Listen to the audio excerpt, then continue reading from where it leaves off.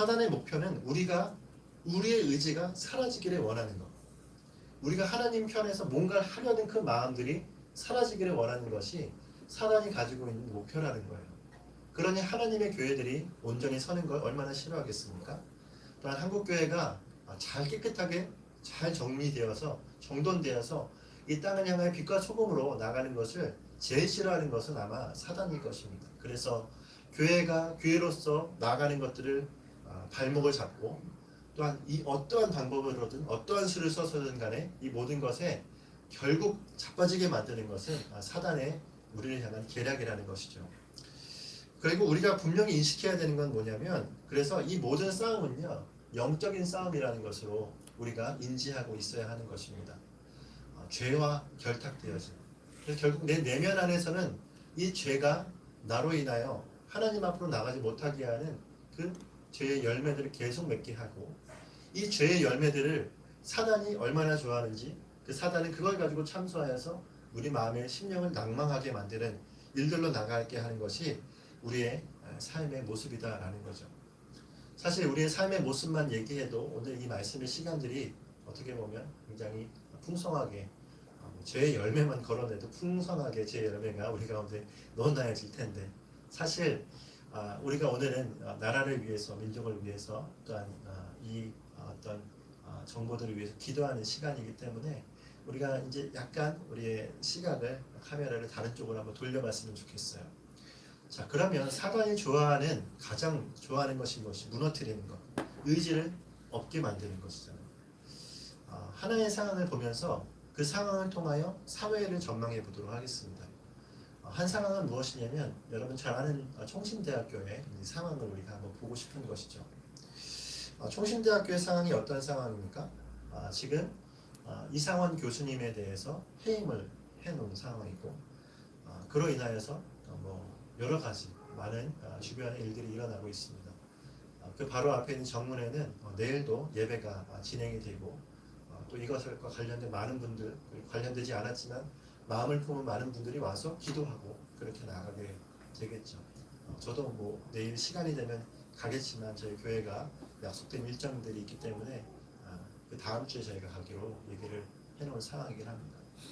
근데 정말 중요한 건 뭐냐면 외부의 사람들은 뜨겁게 이 학교를 위해서 기도할지 몰라도 사실 이 학교의 내부의 상황들은 그렇게 온전치 못한 모습을 볼 수가 있어요. 아까도 우리가 함께 기도했던 것처럼 총장님은 내가 한 거 아니다.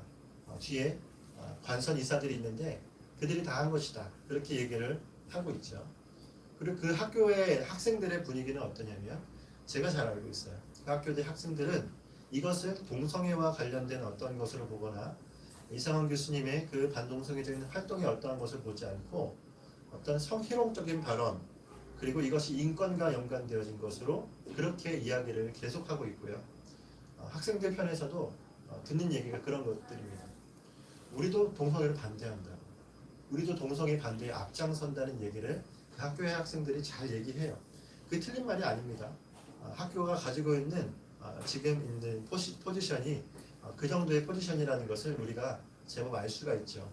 근데 정말 중요한 건 무엇이냐면 사단은 그저 그 말 몇 마디로 이 모든 것에 대한 해결이 됐다라고 얘기하지 않는다라는 거죠.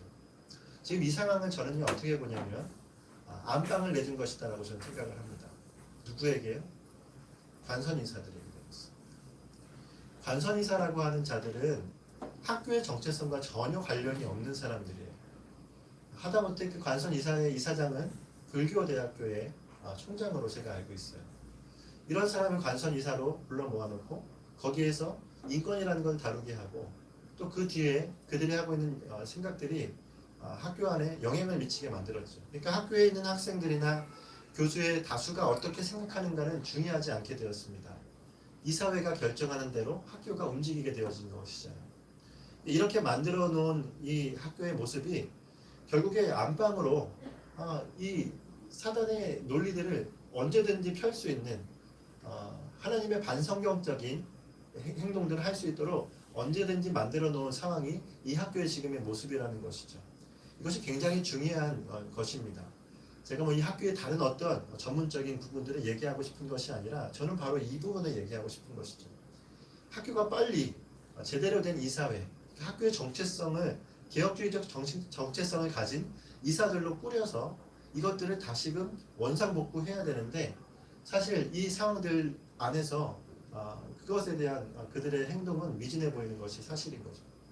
결국 이 사태가 계속되어지고 그로 인하여서 사단의 목표라는 것은 결국 의지를 꺾어버려서 이 학교가 하나님의 정체성으로 가지 못하게 만드는 일들로 나가게 하고 하다못해 흠집 잡아서 총신대학교라고 하는 이 학교 대한예수교 장로의 합통직이라고 하는 이 교단이 하나님 앞에 몹쓸 교단으로 그렇게 포장되어지도록 만드는 이 모습 가운데 지금 이 교단과 학교가 놓여지게 되어 있다는 것을 우리가 인지해야 되는 거죠.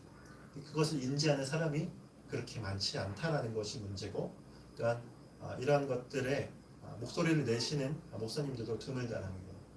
제가 이 일들이 진행되는 가운데 성명서가 이제 발표가 되는데 거기에 함께 동참할 졸업생들이나 재학생들이 학번을 좀 달라고 했을 때 제가 당당하게 저도 학번을 드렸습니다. 하도 오랜만에 제 학번을 기억하려고 하다 보니까 까먹고 있다가 뒤적뒤적해서 나중에 이제 발견을 해서 줬어요. 나중에 이제 그 대자보가 앞에 붙이고 이제 성명서가 이제 나타나는데 저희 105회 학번에는 저와 한 분, 두 분이 유일하더라고요. 그러니까 제가 알기로 저희 학번에 600명이 졸업을 했어요. 그 중에 2명이 이 일을 감당을 한 겁니다. 105회면은 이 학교의 전통이 얼마나 한지도 아시겠죠. 근데 지금까지 이 사람들이 졸업하여서 다 한 번씩 그 교수님의 수업을 들었을 것이고 그 교수님의 수업이 어떠한지도 다 알 텐데도 불구하고 이거에 있어서 말을 하지 않아요. 목소리를 내지 않아요. 이것이 지금 이 땅의 목회자들의 현실입니다. 목양은 할지 몰라요. 그리고 자기 교회를 위한 사역들을 감당할지 모르는데 세상을 보는 안목과 그것에 대한 시각과 사고가 메말라져 버린 지금의 모습 그 가운데 정말 중요한 신학교가 무너지고 있는 것이 이 땅의 현실인 것이죠. 여러분 근데 제가 계속 관선 이사에 대해서 얘기를 여러분에게 드렸잖아요. 제가 이 부분을 중요하게 생각하는 것은 바로 이것이 그 전략이라고 저는 생각되어지는 겁니다. 안방을 빼앗는 거죠. 권위를 가진 자들이 안방을 빼앗으면 더 이상 구실을 할 수가 없게 만드는 이것이 이제 사회적인 전망으로도 동일하게 보여집니다. 오늘과 어제 어간에 이제 기사들이 나타나는 게 이제 삼성의 기사들이 나타나죠. 저는 이제 누가 이제 사임했다라는 기사가 뜨길래 이게 무슨 소린가 했어요. 그때 보니까 삼성전자 이 사장이 삼성의 준법 감시위원회의 위원이었어요. 이 준법 감시위원회 이 사내에 목소리를 내는 사람은 이분 한 분밖에 없습니다. 근데 이분이 스스로 사임했어요. 그럼 이 뭐죠? 삼성 준법 감시위원회에 있는 사람들의 모습은 사내에 있는 사람들의 목소리와 상관없는 자들이 있는 거죠. 자, 그리고 이재용 부회장이 얘기했던 것이 무엇이냐면 노사관계 자문그룹을 신설을 했다는 거예요. 얼마 전에 사과하면서 이거 만들겠다고 해서 직접 만들었습니다. 자, 이것이 무슨 얘기냐면 똑같이 총신대학교의 모습을 보시면 아셔요. 관선이사가 들어왔더니 학교와 전혀 다르게 행동하잖아요. 그러니까 이 삼성이라고 하는 기업이 이 어마어마한 메모드급의 그런 기업이 오너의 생각과 따라오 놀 수 있는 가능성이 생긴 것입니다. 특히나 반도체라는 것은 아무나 다룰 수 없는 것이죠. 전 세계 1위잖아요. 근데 이것을 다루게 되어지는데 예를 들면 파업을 한 번만 해도요. 우리가 상상할 수 없는 천문학적인 액수의 돈이 그대로 증발해 버리는 거죠. 그러니까 이게 그냥 현대자동차 그냥 라인이 하나 서는 정도가 아니라 정말 나라가 휘청거릴 정도의 일이 생기는데 여기는 강력한 오너의 정책이 필요한 것이고 그것에 대한 이제 반응들이 나타나야 되는데 그것이 이제 큰일 나게 되어지는 것입니다. 노조가 이제 결성이 되어지는 일들이 생기고 뭐 약자 편에 선다 해서 결국 오너가 할 수 있는 일들을 가로막게 되어지면 결국 이 기업이 어떻게 될지는 우리가 불보듯 뻔하게 되어지는 것이겠죠. 사회의 모습이 지금 하나씩 이렇게 되어가고 있습니다. 대한항공 역시나 그렇게 되어지고 있잖아요. 뭐 우리가 잘 아는 뭐 국민연금이라고 하는 이 재단을 통하여서 많은 기업들이 지금 하나씩 주식이 먹혀지고 있는 것을 여러분 우리가 조금만이라도 들여다보면 알 수가 있어요. 결국 공기업화가 되어지면 거기에 오너가 되어지는 사람은 우리가 뭐 속칭 얘기하는 바지 사장들이 올라갈 수밖에 없고 자기가 육신에 어떠한 신변에 뭐가 있으면 금방이라도 사표 쓰고 나올 수 있는 그런 사람들이 오너가 되어지면 기업을 정말로 책임질 사람은 없게 되어지는 것이죠. 이 나라의 경제가 그렇게 하나씩 무너지게 되어지는 상황 가운데 놓이게 되어지는 것입니다. 관선이사와 같은 이런 존재들이 하나씩 나타나죠. 여러분 근데 이것이 우리가 저도 이제 사회에 대해서는 잘 몰라요. 하지만 교회에 대해서는 우리가 좀 주의 깊게 보아야 하잖아요. 이것이 동일하게 또 하나 나타나는 곳이 어디냐면 이 법적인 부분에서 나타납니다. 성평등 조례가 있잖아요. 우리가 계속 그들이 통과시키려고 하는 그 조례들. 이 성평등 조례가 위험한 이유 중에 하나가 무엇이냐면 성평등 조례가 통과가 되면 각 사회 기관 안에 인권위원회가 들어가야 돼요. 그러니까 회사도 마찬가지겠고 교육기관도 마찬가지겠고 하다못해 교회까지도 처음에는 권고라고 얘기하지만 법이 통과되면 언제든지 개정은 쉽습니다. 쉽게 되어져서 그 안에 뭐가 들어가냐면 성평등위원회가 들어가는 거예요.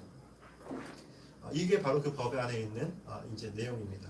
여기 보시면은 사용자는 양성평등기본법 제24조로부터 26조까지 쭉 해서 맨 밑에 뭐라고요?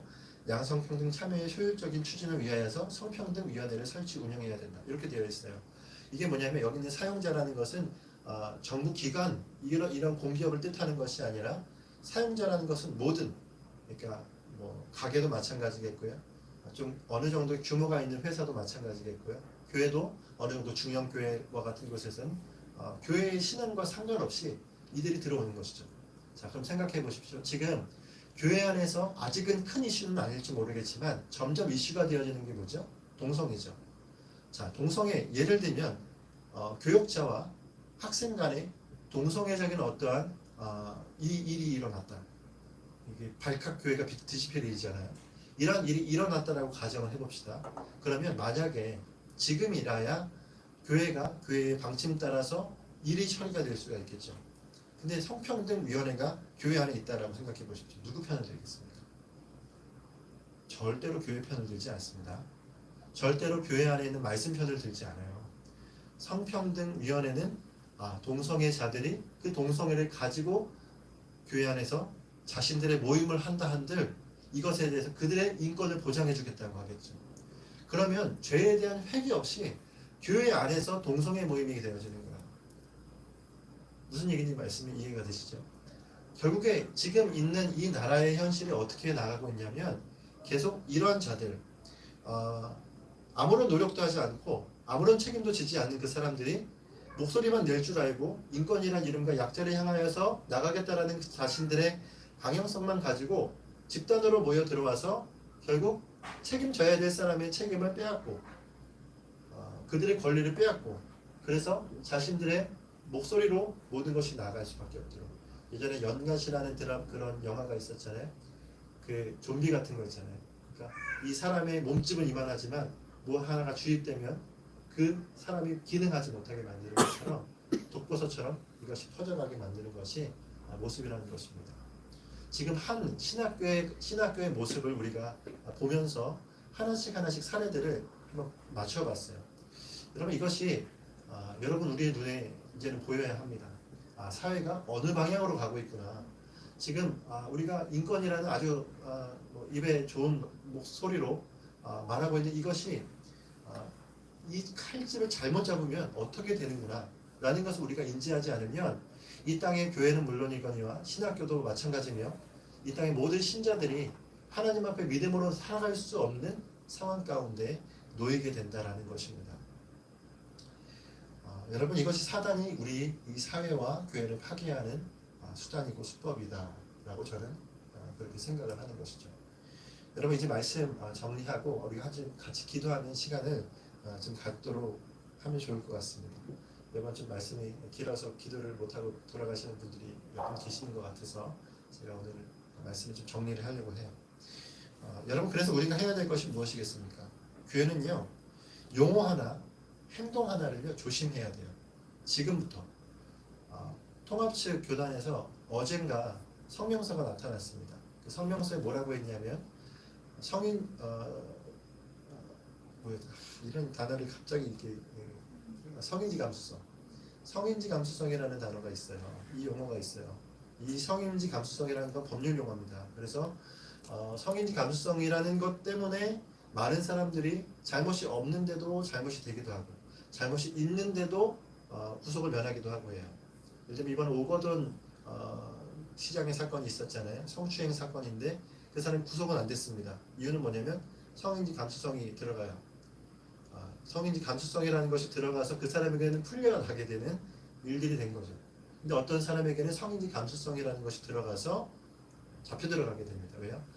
누군가의 주관적인 생각, 나의 기억 이것만으로도 예를 들면 어떤 여성이 어떤 추행을 당했어요. 근데 그가 피해를 입었겠지만 그 입었던 것이 어떠한 것인지에 대한 물증이 없어요.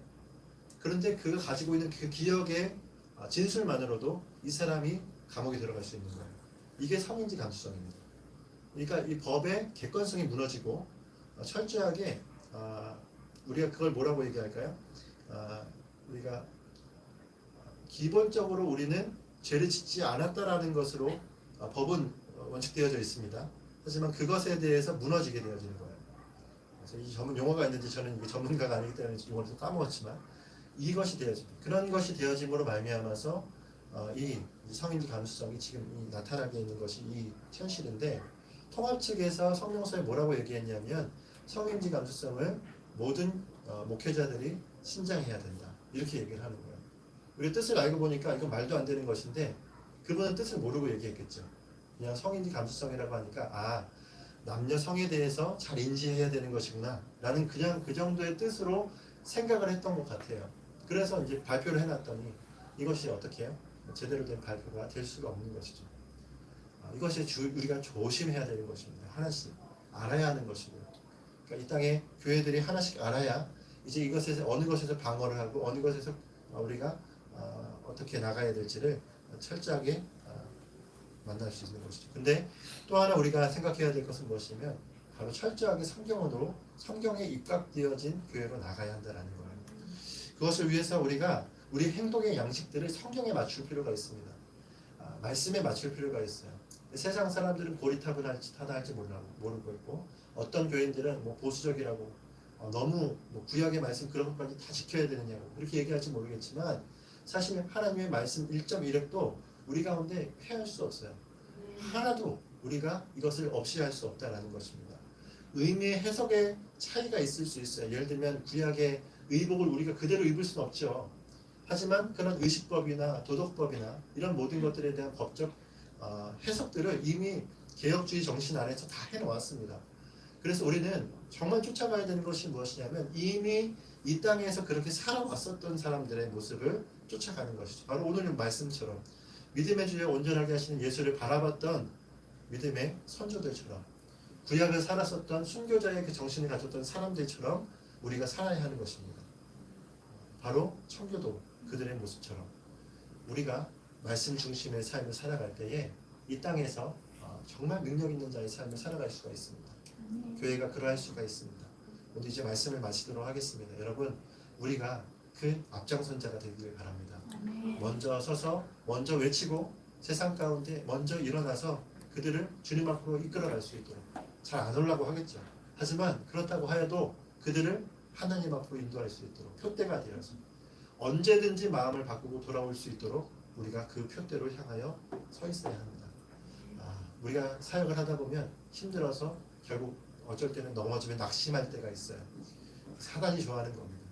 낙심하지 마시고 정말 주님 앞에 믿음으로 담대하게 나갔으면 좋겠습니다. 같은 것을 외치다가도요 티격태격 할 때가 있어요. 하지만 그러함에도 불구하고 정말 주님 앞에 믿음으로 나아가는 그 방향을 잃어버려서는 안 된다. 오늘 이 시간 우리가 그 마음을 가지고 나가는 우리의 모습이 되었으면 좋겠습니다.